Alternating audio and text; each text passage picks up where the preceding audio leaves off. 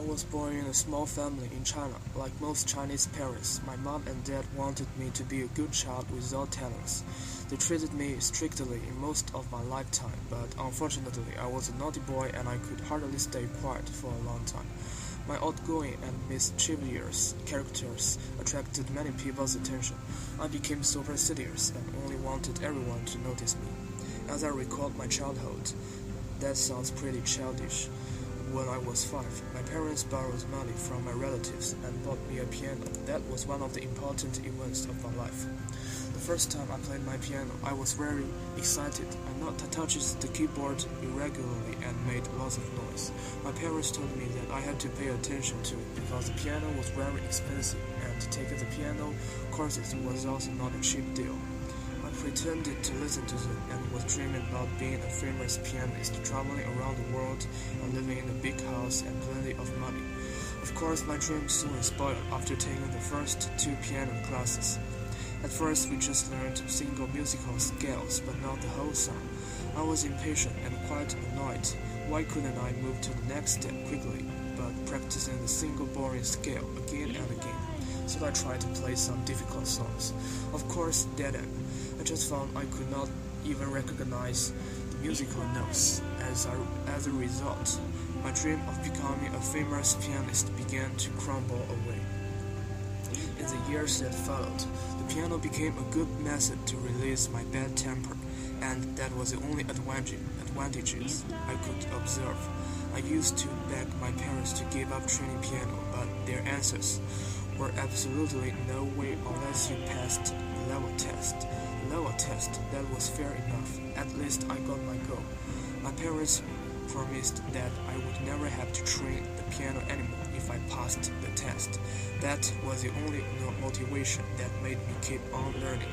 I just wanted to get rid of the heavy burden. 5 years passed, during which time my skills increased at a low speed. Many children who also learned to play the piano passed the high-level test in shorter than 3 years, but I still had a long way to go. I knew the reason I performed poorly. I never treated it seriously. I seldom practiced each time I was trying to play it better. I gave up when I made mistakes during a small part of the song or got stuck. And then I relaxed for a long time. Certainly longer than the time I put into practicing. My parents were furious. Sometimes they did not even talk to me because of my bad job.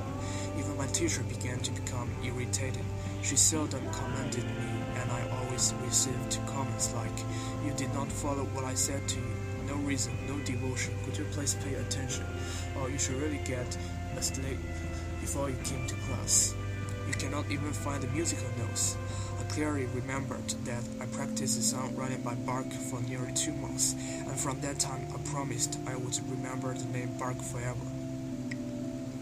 Although I performed poorly on piano, both my parents and my teacher did not give up. I found that piano became a natural part of my life. From this point onward, it was clear that I was improving my skill quickly.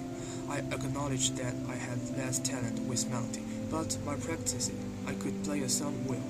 My fingers became much more flexible, while I admit that I possessed no talent related to the melodies and rhythms, but I could play a song faster with fewer ears. Zermini piano only tested your flexibility of fingers, so playing songs written by Zermini became my skill set.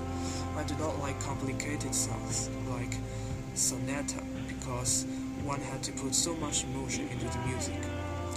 One could notice where the point at which the song changed from high to low, and most importantly, understand what emotions our composers wanted to express.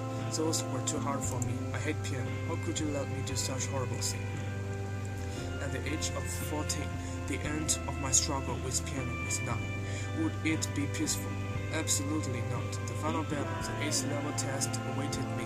A performance test on 4 unique and difficult melodies. The teacher had a good plan for me, and we had plenty of time to prepare. Unfortunately, I wasted almost a month and was unable to master the song. Only during the final class was I even able to play the correct rhythm. Even less effort was placed on the other 3 prepared songs. At last, my final class arrived.